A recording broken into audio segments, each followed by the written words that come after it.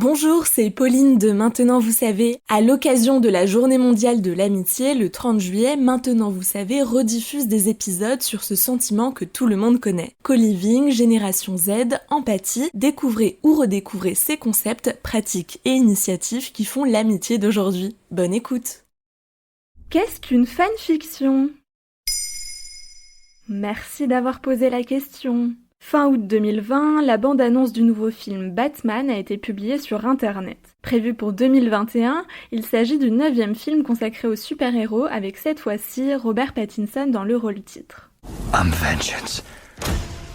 L'univers de Batman ne cesse d'inspirer plus de 80 ans après la création du personnage. Il a d'ailleurs donné lieu à de nombreuses fanfictions. Une écrivaine américaine, Addison Kane, s'est fait connaître en publiant ses premières fanfictions sur Internet, où Bane, l'ennemi juré de Batman, devient un anti-héros sexy.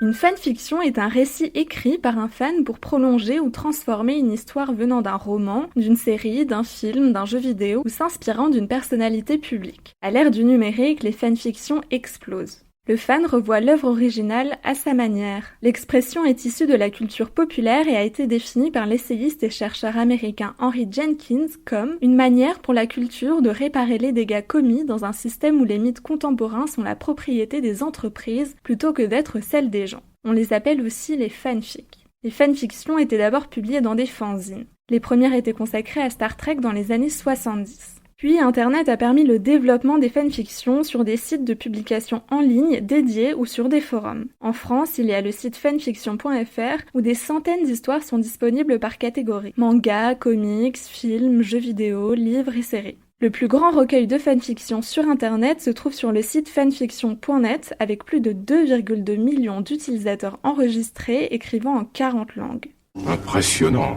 Les fanfictions sont devenues tellement prolifiques qu'on les retrouve sous différentes formes, du site internet à la vidéo jusqu'au roman. Il y a des critères spécifiques pour écrire une fanfiction ? En général, une fanfiction est construite autour d'un ou de plusieurs personnages.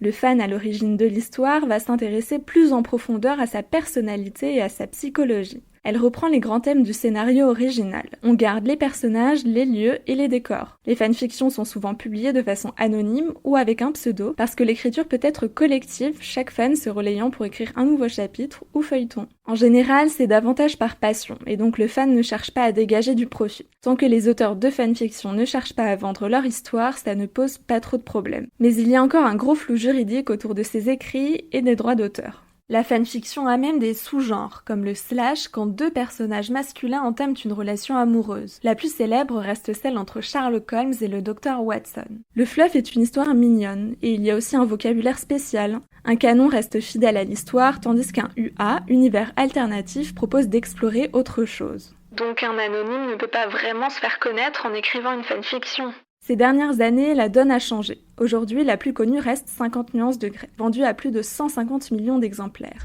I don't do romance. My tastes are very singular.